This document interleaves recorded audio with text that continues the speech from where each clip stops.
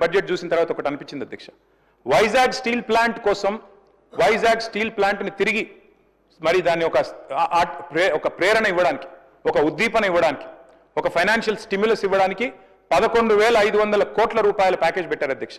సంతోషం. Vizag steel plant విషయంలో మాకేం అభ్యంతరం లేదు అధ్యక్ష, వారు మన సోదరులే, తప్పకుండా వారు కూడా బాగుండాలని కోరుకుంటాం. స్టీల్ ప్లాంట్ వాళ్ళు సమ్మె చేస్తున్నప్పుడు కూడా మేము కూడా అడిగినాం, తప్పకుండా వారికి సహకరించని అడిగినాం. విశాఖ ఉక్కును అమ్మొద్దన్నాం, ప్రైవేటైజ్ చేయొద్దన్నాం. కానీ వారికేమో 11,500 కోట్ల ప్యాకేజ్ ఇచ్చారు అధ్యక్ష. సంతోషం, ఇబ్బంది ఏం లేదు. అదే మరి ఆదిలాబాద్లో అమిత్ షా గారు స్వయంగా వచ్చి చెప్పారు అధ్యక్ష. అమిత్ షా గారు ఎన్నికల ప్రచారంలో చెప్పారు, సిసిఐని తిరిగి తెరిపిస్తాం సిమెంట్ కార్పొరేషన్ ఆఫ్ ఇండియా. మరి దానికి ₹1 పెట్టకపోతే అడగొద్దా అధ్యక్ష? ఆదిలాబాద్లో సిసిఐనేమో తుక్కు కింద అమ్మేస్తారంట, బయ్యారం ఉక్కు మాత్రం ఉక్కు కాదంట. కానీ వైజాగ్లో ఈరోజు వాళ్లకు అక్కడ పార్లమెంట్ సీట్ల మీద ఆధారపడి ఉన్నారు కాబట్టి అక్కడ మాత్రం 11,500 కోట్లు ఇస్తే దాని గురించి మనం మాట్లాడకపోతే మన బడ్జెట్లో తప్పు అవుతుంది కదా అధ్యక్ష. అధ్యక్ష, సింగరేణి స్వయంగా డిప్యూటీ సీఎం గారే చూస్తున్నారు ఇప్పుడు, ఎనర్జీ డిపార్ట్మెంట్.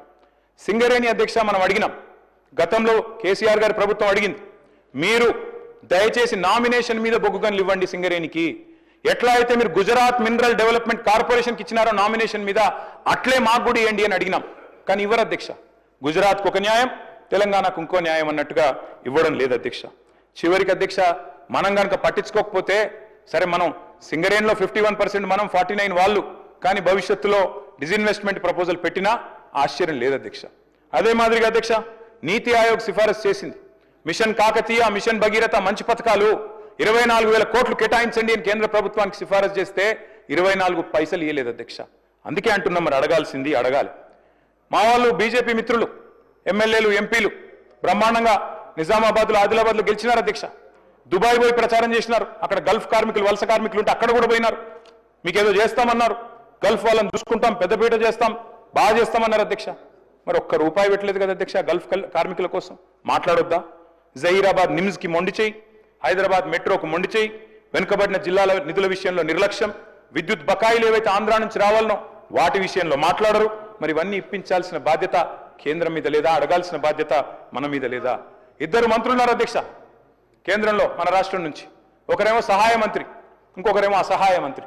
ఇద్దరు కూడా పట్టించుకోరు, మాట్లాడరు అధ్యక్ష. తెలంగాణకు అన్యాయం జరుగుతున్నా వారు మాత్రం నోరు మెదపరు అధ్యక్ష. తెలంగాణలో ఇంత పెద్ద డిఫెన్స్ ఈకోసిస్టమ్ ఉంది, కానీ ఒక్కరంటే ఒక్కరు కేంద్ర మంత్రులు మాట్లాడరు. మన డిఫెన్స్ కారిడారు బుందేల్ఖండ్కి తరలిపోతే ఇక్కడ ఇంత పెద్ద ఈకోసిస్టమ్ ఉండి ఇన్ని వేల కోట్ల ఎక్స్పోర్ట్స్ ఇక్కడి నుంచి అవుతుంటే, తెలంగాణ ఏరోస్పేస్ రంగం, డిఫెన్స్ రంగం జాతీయ స్థాయిలో అవార్డులు సంపాదిస్తుంటే